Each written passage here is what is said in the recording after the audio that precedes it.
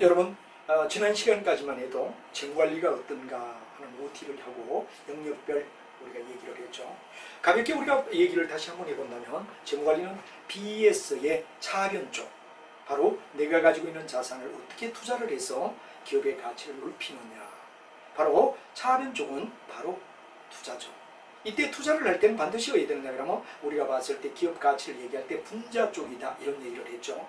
반면에 대변 쪽은 캐피탈 코스트를 어떻게 낮추느냐, 바로 일종의 분모를 얘기하는 거죠. 그래서 다시 한번 우리가 그림을 그려본다면 이런 얘기가 되죠. BS 속에서 차변 쪽 이야기, 이건 투자를 얘기한다 이런 얘기를 했어요. 투자. 반면에 대변 쪽은 캐피탈 코스트를 어떻게 낮추느냐 하는 부채와 자본, 이게 바로 캐피탈 코스트를 우리가 얘기한다 하는 말을 했죠. 그래서 우리가 궁극은 회사가 가지고 있는 자산을 어떻게 투자를 하고 자본 조달을 어떻게 하느냐 이야기 속에서 바로 기업의 가치는 시그마 T는 1부터 N까지라 그러며 CT를 갖다 1 플러스 R의 T로 나눈다는 얘기를 우리가 옛날 앞에 했죠. 그럴 때 이게 뭐가 되느냐 그러면 바로 이 투자는 자산을 얘기하는 이야기다 이거죠. CT를 최대한 높일 수 있는 게 어떤 거냐 하는 이야기가 재무관리 가장 주된 목적이고, 그리고 여기에 바로 R, 캐피탈 코스트를 어떻게 낮춰주느냐. 그러면 분자는 최대, 분모는 최소가 된다면 기업의 가치는 최대로 극대가 될 것 아니냐. 여기 바로 재무관리 이야기라 그랬죠. 그래서 여러분이 이 점을 알고 아까도 말했지만 이 바로 자산에 대한 투자 이야기는 바로 여러분 잘 아는 확실성 하에 자본예산이라고 얘기를 했죠. 그래서 자본예산은 여러분 잘 알지만 어떻게 된다 그랬습니까? 그렇죠. 바로 여러분 잘 아는 일종의 뭐가 되느냐 그러면 4장, 5장. 여기에 5가지 기법은 확실성하의 투자다 한 말을 했죠. 그 다음에 위험하의 투자가 이제 6장, 7장, 8장, 9장까지는 위험하의 투자. 이때 확률의 이하의 각각의 경우를 분리하는데 주식과 채권을 투자하는 거라 그랬죠. 그리고 이제 14, 15, 그 다음에 17 옵션, 선물, 국제 스왑, 이까지가 상중하의 투자다 해서 바로 영역을 이게 절반이란 말이야. 그 이외에 나머지 영역은 바로 부채와 자본을 끌어들일 때 어떻게 끌어들여야 하느냐 하는 이야기, 바로 일종의 자본 비용을 최소화시키는 쪽에 가야 되는 거. 예를 들면 뭐가 되느냐 그러면 주식 채권에 대한 효율적 자본 시장이 어떠냐, 재무 비율 분석이 어떠냐, 자본 비용과 자본 구조가 이해되느냐, 배당 정책이 어떠냐, 그 다음에 우리가 잘 알고 있는 기업의 합병과 취득을 어떻게 하느냐 하는 등등의 이야기를 우리는 일반적으로 봤을 때 하나의 자본에 대한 조달의 관점이었다 하는 이야기를 우리가 생각하며 이제 여러분하고 재무관리의 기초 개념을 한번 보자 이겁니다. 그럼 여러분 잘 알지만 좁은 의미의 재무관리는 기업의 재무활동이다. 핵심은 뭐가 되죠? 그렇죠. 바로 이게 자본의 조달, 그리고 자본의 운용, 이 두 가지를 얘기한다 이거죠. 그러나 넓은 의미로 볼 때는 투자론과 금융론이란 두 가지로 이야기할 수 있다. 투자론, 금융론이다 이런 얘기가 되죠. 투자론은 뭐가 되죠? 일반적으로 봤을 때 주식과 채권, 채권과 주식, 이 두 가지를 사고 파는 걸 갖다 우리는 금융자산에 대한 뭐가 되느냐 그러면 해석을 우리는 투자론이라고 얘기합니다. 근데 금융론은 금융기관에 뭐가 되느냐 경영활동을 갖다 우리가 일반적으로 금융론이라고 말할 수 있다. 그럼 예를 들어 금융론의 이야기를 잠깐 우리가 설명을 드리도록 하죠. 뭐 여러분이 잘 아는 뭐가 되느냐 그러면 한국은행이 중앙은행이란 말이야. 한국에서 한국은행 코리아뱅크는 뭐가 되죠? 중앙은행이란 말이야. 그러면 중앙은행에서는 어떻죠? 여러 가지 뭐가 되느냐 그러면 중앙은행인 바로 코리아뱅크에서는 바로 우리가 중요한 이야기 뭐를 갖다 얘기하죠? 여기는 그냥 가만히 가는 게 아니라 바로 여러분 잘 아는 시중의 통화를 줄일 건가 늘릴 건가. 한마디로 말하면 시중의 통화량을 어떻게 하느냐에 따라 예를 들어 시중의 통화량을 갖다가 예를 들어 통화를 갖다 시중 통화를 넓히겠다 이런 이야기가 있고, 시중의 통화를 갖다가 줄여야 되겠다 그런 정책을 펼 수도 있단 말이에요. 그럼 이게 뭐가 되죠? 중앙은행의 역할이라는 거예요. 그럼 예를 들어 우리가 통화량을 늘리겠다 그럴 때는 딴 말로 말하면 뭐가 되죠? 경기 부양 정책이라고 우리가 말하죠. 경기를 부양하겠다. 그죠? 근데 통화를 줄이겠다 그럴 때는 뭐가 되냐? 물가의 안정. 물가의 안정. 한마디로 말하면 사회에 물가를 안정시키겠다는 정책이지. 그럼 이거를 갖다 나타내는 이야기 속에서 우리가 쭉 본다 그러면 여러 가지 정책이 있겠지만 한 4가지 정도 정책이 있다 이거죠. 그럼 예를 들어서 한국은행인 중앙은행에서 경기를 부양하기 위해서 뭐가 되냐? 금리. 일종 금리라 그러면 여러분 잘 알지만 저금리냐 고금리냐. 예를 들어 금리를 높이겠다 금리를 낮추겠다 이걸 가지고 경기 부양할 건가 아니면 물가를 안정시키는 소위 우리가 인플레이를 갖다 방지할 건가 인플레이션을 방지할 거냐 하는 이 두 가지를 갖다 우리가 일반적으로 봤을 때 같이 민다 이거죠. 자, 그럼 여러분 잘 알면 금리 정책은 어떤 거죠? 금리 정책은 어떤 거죠? 하는 얘기가 되는데 예를 들어 경기를 부양하겠다 그럴 때는 통화가 많이 어디 됐나 시중에 흘러가게끔 시중을 갖다 우리가 얘기하면 시중의 통화량을 늘려라 시중의 통화량을 줄여라 이런 얘기가 되죠. 그럼 여기는 금리 정책에서는 뭐가 되냐 경기를 부양할 때는 저금리 정책을 펴줘라 은행에서 사기의 돈을 빌려줘야 원활한 투자를 할 거다. 근데 반면에 너무 우리가 봤을 때 인플레이가 심하다 그러면 고금리를 취해서 통화량을 줄여줘라. 이게 뭐죠? 한국은행인 코리아뱅크가 하는 중앙은행 이야기. 이 금융활동의 일종의 활동이다 이 말이야. 그럼 또 우리가 봤을 때 뭐가 되냐? 그러면 우리가 봤을 때 예를 들어 이자율 또는 금리 이런 말을 갖다 쓰죠. 이자율 조작정책, 금리 조작정책. 이건 바로 금융기관의 활동을 얘기하는 거다. 그다음 우리가 또 본다 그러면 뭐가 되느냐 그러면 일종의 뭐가 되느냐 공개시장이라는 말이 나오죠. 공개시장. 이 공개시장은 바로 뭐를 갖다 공개시장이라 그러느냐 그러면 국채를 발행하느냐 아니면 뭐가 되느냐 사느냐 이거죠. 그럼 우리가 봤을 때 돈을 통화량을 시중에 풀어놓기 위해서는 뭐가 되느냐 그러면 바로 주식을 예를 들어 국채를 갖다 뭐 하느냐 그러면 바로 셀링한다. 국채를 셀링하면 뭐가 되죠? 국채를 갖다 바잉해야 되겠죠. 국채를 팔았던 국채를 갖다 사준다. 사주면 시중에 돈이 풀려나간단 말이야. 아니면 국채나 공채를 갖다가 국공채를 갖다가 해야 되죠. 국채나 공채를 갖다가 해야 되는데 그럼 여기는 판다. 하면 뭐가 되죠? 시중에 돈이 어떻게 되죠? 아, 이게 잘못됐군요. 시중의 통화량을 높이기 위해서는 우리 어떻게 되죠? 그렇죠. 아, 돈이니까 국채나 공채를 사줘야 되고 이때는 국채나 공채를 갖다 팔아서 돈을 어떻게 되죠? 끌어여너가 통화를 줄여버린다 이거지. 이게 바로 맞는 거네요. 바잉이냐 셀링이냐. 다음에 우리가 봤을 때 뭐가 되느냐 재할인율이라는 말이 나옵니다. 재할인율. 이 재할인율은 뭐가 되느냐 바로 개인이 은행에다가 뭐가 되느냐 그러면 일반 시중은행에다가 개인이나 기업이 시중은행에다가 할인을 받는 걸 갖다 우리는 일반적으로 시중은행과의 거래는 할인이라고 합니다. 시중은행이 중앙은행인 코리아뱅크에다가 다시 어디 되느냐 할인을 갖다 받는 걸 우리는 재할인이라고 불러주죠. 할인과 재할인 정책이 있단 말이에요. 그러면 할인의 금리가 예를 들어서 만약에 예를 들어 5%다. 근데 재할인율이 3%다. 시중은행들이 중앙은행 가서 할인받을 땐 3%란 말이야. 그러면 얼마의 마진이 생기죠? 시중은행은 2% 마진이 생긴다 이거지. 근데 예를 들어서 이걸 4%로 잡는다. 그러면 1%밖에 왜? 개인이 시중은행에 가는데 만약에 우리가 봤을 때 할인율은 5% 그대로인데 시중은행이 중앙은행에 받을 때는 4%라면 올려버리면 1%밖에 마진이 안 돼. 그래서 돈을 푸느냐 줄이느냐 하는 거는 재할인율인데 예를 들어 시중에 통화를 갖다가 늘리겠다 이러면 재할인율을 어떻게 돼야 되죠? 재할인율을 갖다 우리가 일반적으로 봤을 때 낮춰라 이래 되겠죠. 낮추면 전지 시중이 돈을 푸는 전략을 펼 거라는 말이에요. 근데 그걸로 만약에 재할인율을 갖다 높인다 그러면 별 이득이 안 된단 말이에요. 할인해 줘봐야. 그럼 돈을 갖다 왜 되죠? 바로 우리가 봤을 때 통화를 갖다 줄이는 정책이란 말이에요. 이걸 재할인율 조작 정책이라고 하죠. 그럼 이제 우리가 봤을 때 다음 뭐가 되냐. 여기 바로 이자율 금리를 얘기하고 공개시장은 국채나 공채를 얘기하는 거죠. 재할인율 조작 정책이고 그 다음에 우리가 은행에 예금하면 얼마만큼 은행이 예금을 가지고 있느냐. 지급준비율이라고 얘기를 합니다. 지준율이라고 그러죠. 지급준비율. 예를 들어 은행에 예금했는데 뭐 대출 많이 들어올까 다 줘버리자. 한국은행은 가만 놔두지 않습니다. 반드시 예금의 일부분을 보유해서 소비자가 언제라도 와서 저축한 사람이 돈 내놔 그럴 때 돈 줘야 됩니다. 예를 들어 지점장이 개인처럼 돈 내놔라 내가 이익을 찾겠다 그러면 오늘 돈이 없으니까 내일 와달라. 누가 은행을 믿겠느냐 이거지. 그래서 항상 지급 준비율을 가지는데 지준율을 높이느냐 낮추느냐죠. 예를 들어 지준을 높여라 그러면 어떻게 되죠? 통화를 갖다 줄인단 말이에요. 지준율을 낮추면 아무래도 시중의 통화 푸는 거지. 그 다음에 여기는 어디냐? 지준율을 갖다가 어떻게 되느냐 그럼 높여라 그러면 어떻죠? 시중의 금리를 통화를 줄인단 말이에요. 그래서 통화를 줄이면 물가의 안정, 통화를 늘리면 경기 부양. 그래서 우리가 이런 1, 2, 3, 4 보통 여러분들 NCS 같은데 시험에 D 잘 나오는 상식 같은데 나오는 이야기죠. 경제에 대해서. 요 네 가지를 중앙은행이라고 해요. 이게 뭐죠?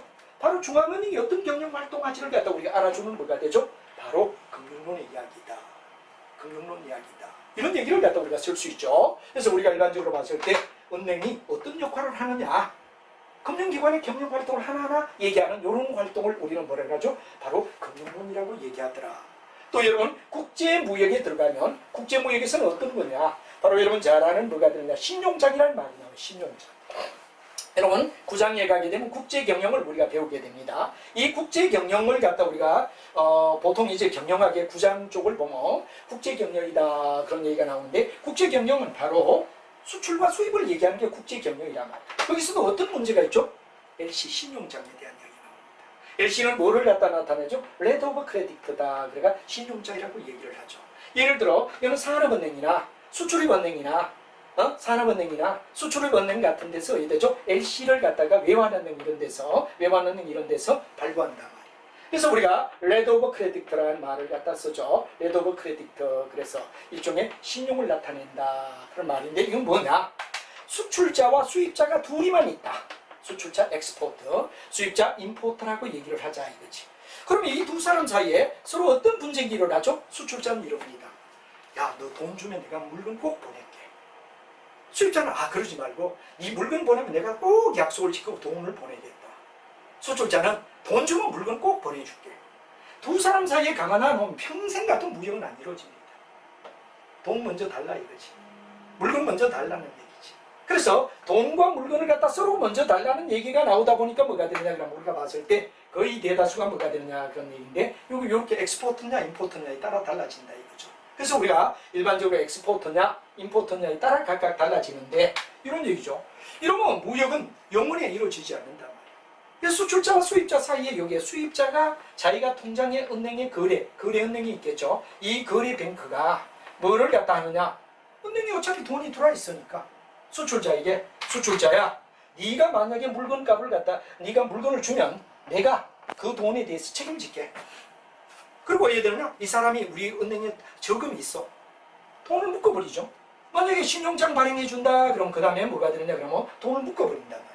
그래서 이걸 갖다 LC라고 얘기를 하고 신용장이라는 말을 갖다 하던데, 이걸 어디에서? 산업은행이나 수출은행이나 외국은행에서는 거의 바로 LC를 갖다 쓴다 그런 얘기가 중요한 얘기가 된다 이거죠. 그럼 여기는 이제 중요한 게 누가?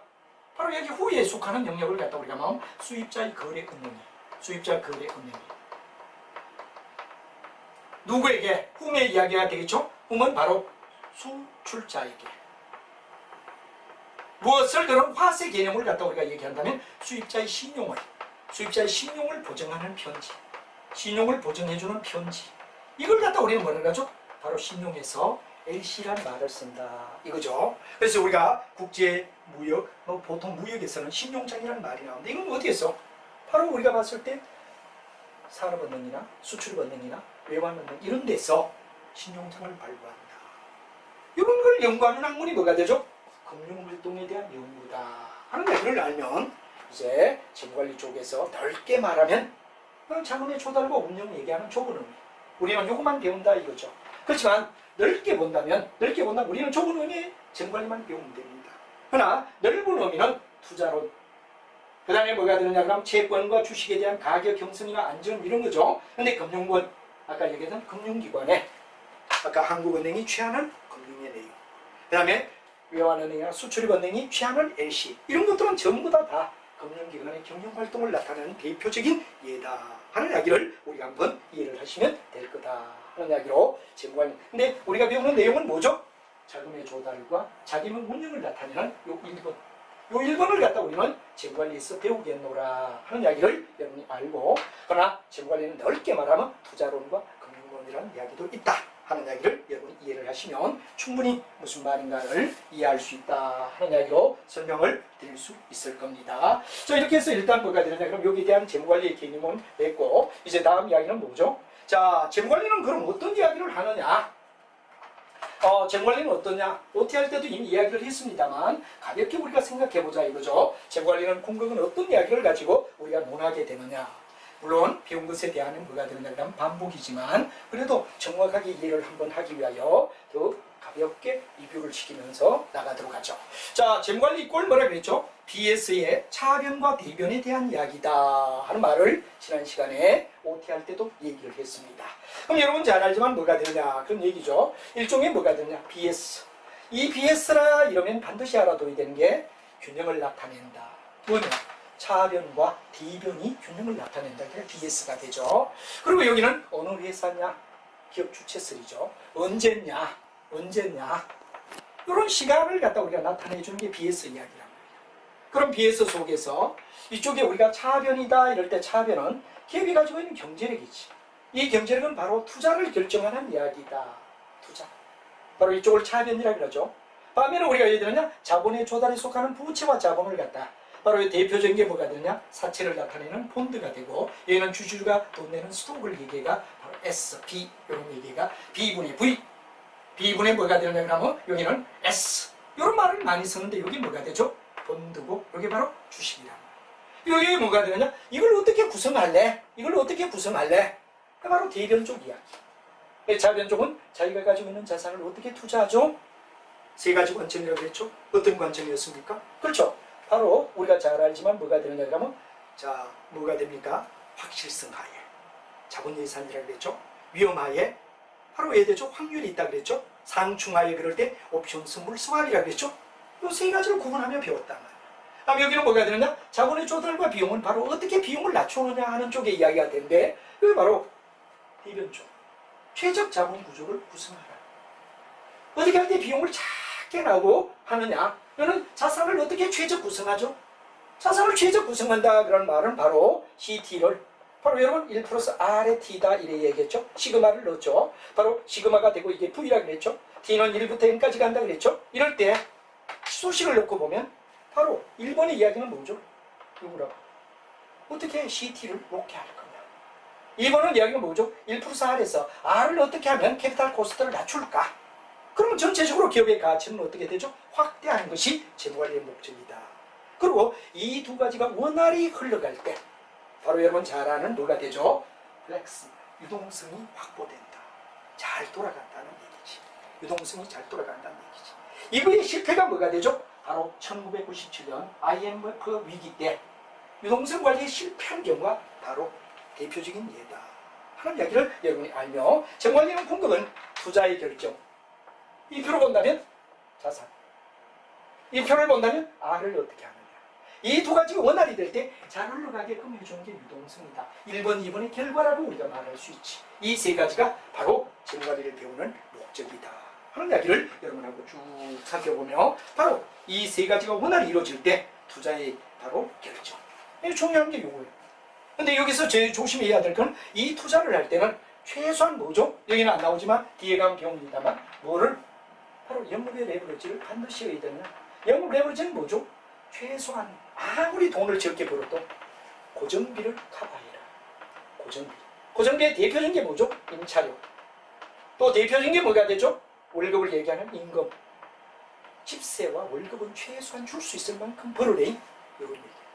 아니면 뭐가 되죠? 이쪽은 뭐가 되느냐? 재무의 레버리지라. 재무의 레버리지는 뭐가 되죠? 그렇죠. 이자라든가 세금 같은 거. 이자와 세금을 거둘 수 있게끔 벌어야 된다 이거지. 이게 만약 재무 레버리지를 갖다 못 지키면 어디 되죠? 회사는 자금 허들일 수밖에 없지. 그래서 여기는 영업 레버리지, 여기는 뭐가 되느냐? 재무 레버리지. 이걸 갖다 묶어준 걸 갖다 우리는 뭐라고 하죠? 나중과 결합 레버리지라고 얘기하면 레버리지 쪽에 가면 탄력적이다. 레버리지 뜻이 뭐죠? 널뛰기다, 실용적이다 이런 얘기가 되는 겁니다. 이걸 우리는 한번 좀 생각하면 바로 재무관리의 내용 속에서 이러한 이야기를 꼼꼼히 이해를 해야 되고 또 여러분 책을 읽으며 정확하게 한번 이해를 해줘야 된다는 얘기를 들으며 이제 우리가 한번 생각하는데 역점을 두고 반드시 여러분들은 책을 읽으며 정리를 좀 더 심도 있게 해주시기 바랍니다. 자, 그럼 여러분 재무관리 담당자는 어떤 역할을 할까? 이제 우리가 가만히 보면 자기가 가지고 있는 자산을 어디에 더 투자를 하느냐 이거에 대한 결정입니다. 내가 유동에 둘까? 비유동에 둘까? 이 유동과 비유동의 가장 결정적 변수는 뭡니까? 원이어 룰이지. 우리가 1년 기준 원칙이다. 그래서 1년 기준 원칙이라는 말을 많이 쓰죠. 이 1년 기준 원칙에 의하여 1년에 현금이 되느냐 1년 후에 가야 현금이 되느냐에 따라 유동과 비유동에 어디다 포진할 거냐 투자를 얘기하는 거죠. 반면에 이 대변 쪽은 뭐가 되느냐 내가 어디로부터 돈을 끌어여느냐 금융시장에 바로 기업의 자산에 대한 뭐가 되죠? 투자를 얘기하는 거지. 투자를 얘기한다. 여기는 뭐냐 그러면 바로 금융시장으로부터 자본 조달을 어떻게 할 것이냐 아까 제가 자주 쓰는 V는 시그마 바로 여러분 잘 아는 T는 1부터 N까지를 얘기하고 CT를 1 플러스 R에 뭐가 되느냐 N으로 나눈다 이 얘기를 했죠. 이게 뭐가 되느냐 바로 이 투자는 누구란 말이야 팀자란 말이야. 누누이 걸쳐서 얘기했지만 자본 조달은 유동부채, 비유동부채, 자기자본 어떻게 캐피탈 코스트를 우리가 잘 이끌어오느냐 누누이 걸쳐서 이야기를 했죠. 자본 비용을 어떻게 해서 최소화하느냐 그럼 최대화하느냐 분자가 최대, 분모가 최소라면 기업 가치는 최대 맥시멈이 될 거다. 여기는 바로 투자를 얘기해요. 인베스트. 여기는 바로 자본을 갖다 조달하는 이야기를 한다. 여기는 투자를 하면 뭐가 나와? 이익이 나오겠지. 여기는 뭐를 갖다? 이자와 배당을 갖다 우리가 줘야 된다는 내용이 뭐가 되죠? 바로 자본 조달이 있을 때 상대적으로 줘야 할 내용입니다. 이 공격은 이 개념을 그림으로 나타냈고, 아니 이제 여기서 우리가 더 본다면 아까도 거듭 이야기를 했습니다만, 그럼 바로 자본의 조달은 R을 가지고 얘기하는 거지. 여기는 바로 여러분 잘 아는 영업 레버리지를 어떻게 하면 우리가 최대한 얻어야 되느냐 그러면 낮춰줄 건가. 그다음 여기는 뭐냐 그러면 재무의 레버리지를 어떻게 되느냐 그러면 낮출 거. 재무 레버리지를 높일 거. 그 영업에 대한 뭐야 레버리지. 그럼 재무에 대한 레버리지를 우리는 어디에 되죠? 바로 조율합니다. 하는 이야기를 설명했던 거에 재무관리의 담당자가 해야 할 이야기다 하는 이야기로 우리가 얘기를 할 수가 있습니다. 자, 그 다음에 이제 우리가 중요한 거는 재무관리가 추구하는 목표는 뭐냐, 재무관리의 추구의 목적은 뭐냐 하는 이야기가 되겠죠. 바로 재무관리라고 하는 말은 바로 한 국가의 살림살이를 잘 통제해서 안정을 취하는 게 뭐가 되죠? 그래서 바로 경제학이다 이거죠.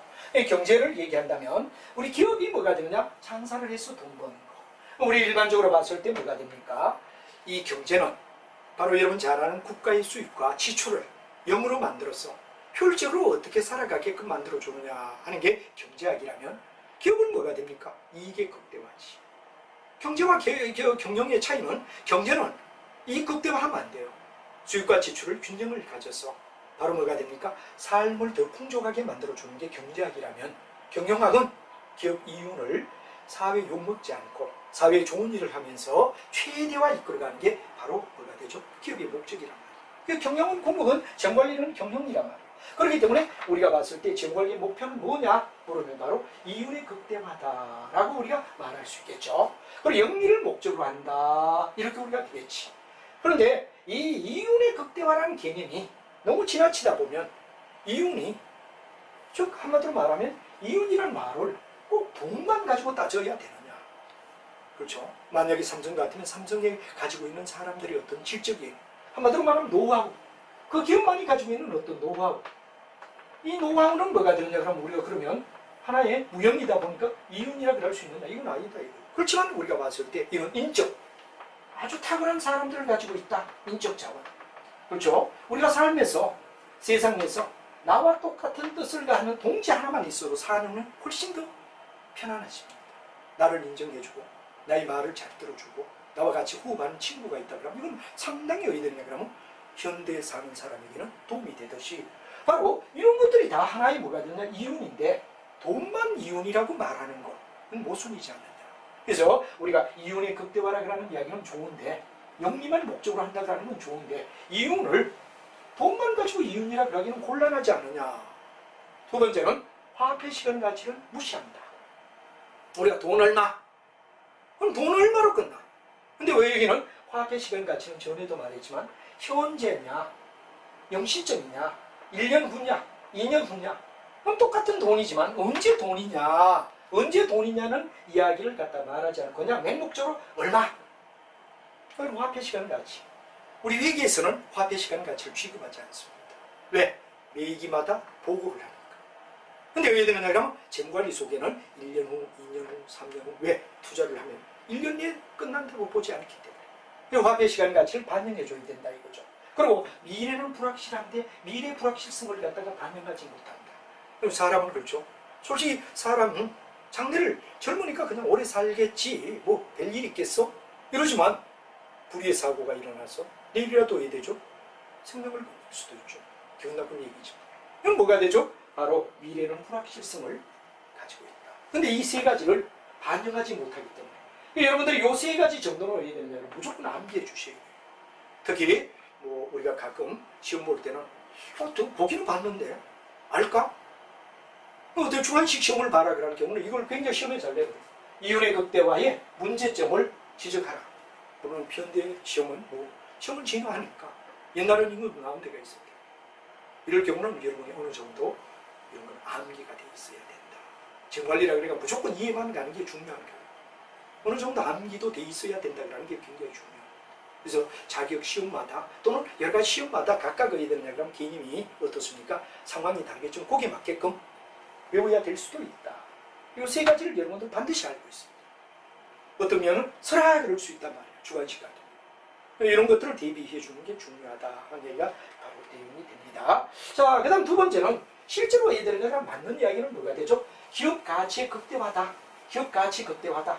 이게 더 맞는 말이다. 이제 이윤의 극대화는 아까 문제점이 있다고 그랬어. 근데 실제로 본다면 기업 가치의 극대화다.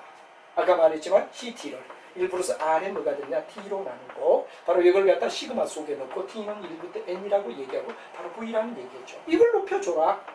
이걸 높여줘라.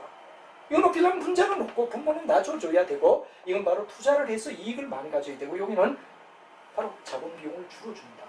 그래서 우리가 일반적으로 봤을 때 기업이 벌이드는 수익이 클수록 기업 가치가 커지지만 미래 불확실성이라든가 위험이 클수록 기업의 가치는 어떠냐면 작아질 수밖에 없다. 이게 뭐냐 그럼 기업 가치 극대화가 재무관리의 목표일지도 모르고 이게 가장 중요한 목표다. 아까 이윤의 극대화라고 할 때 이윤을 너무 돈에만 욕심 두고 시간을 반영하지 않고 또 불확실성을 반영하지 않았다면 이건 바로 미래가치, 시간가치 이 시간을 다 엮는단 말이에요. 화폐 시간 가치까지 논한다 이거죠. 뭐 T는 1, T는 2, T는 3 화폐 시간 가치를 넣었다 이거죠. 그래서 가장 타당한 것이 기업 가치의 극대화이고 바로 여기에 중요한 이야기는 바로 어떻죠? 분자는 최대, 분모는 최소. 얘는 투자, 얘는 투자. 얘는 바로 자본에 대한 조달, 자본에 대한 조달. 이걸 갖다 우리가 이해를 하고 그다음 BS로 본다면 이거는 어땠죠? 자변, 이거는 바로 대변. 이런 이야기를 갖다 얘기하는 게 가장 알맞는 바로 기업 가치의 극대화가 재무관리의 뭐가 되는 목표이다. 맞는 말이다. 이렇게 되죠.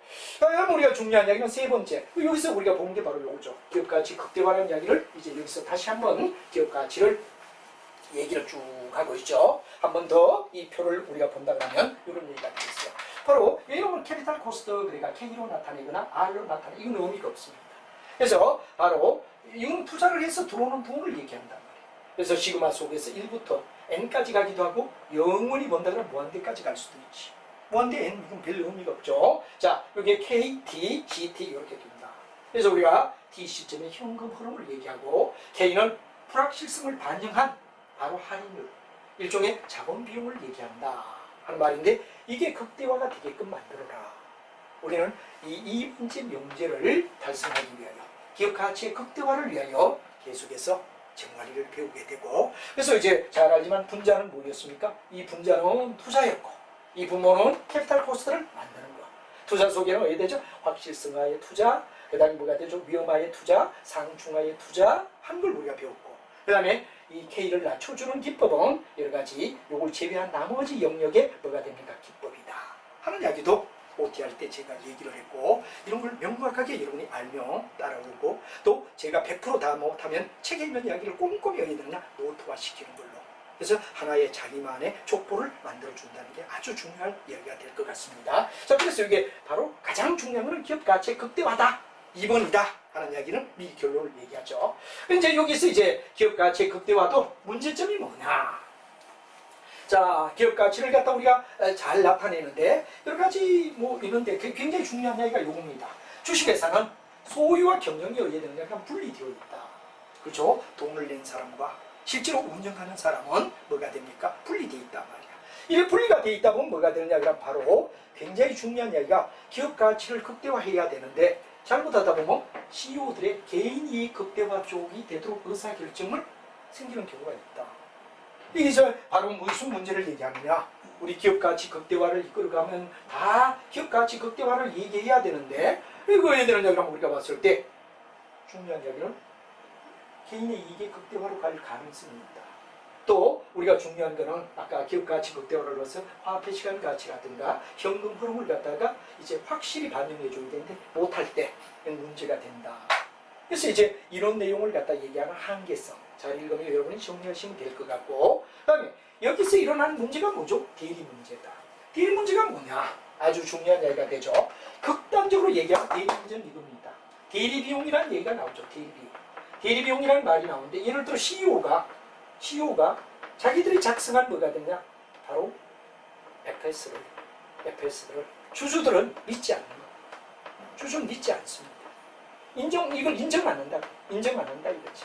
그럼 인정하지 않다 보니까 뭐가 되느냐? 여기는 반드시 외부의 감사, 외부 감사로부터 해야 되느냐? 그러면 이제 우리가 일반적으로 봤을 때 CPA들이 이 회사의 여러 가지 재무구조가 적정하다. 돈 장사 잘했다 그러는 거, 지가 작성회가 잘했다 이렇게 외치면 안 믿는단 말이야. 누가 안 믿어? 주주들이 안 믿는 거야. CEO를 안 믿는단 말이야. 그래서 왜 해야 되느냐 그러면 이걸 인정하지 않는다 이거죠. 그러나 이 외부 감사를 갖다 듣는데 이런 비용을 우리는 대리 비용이라고 얘기하고, 대리 문제는 바로 주주와 CEO의 갈등, 정말 주주들은 CEO를 못 믿어하죠. 자기들 돈 가지고 운영하는데 제대로 할까?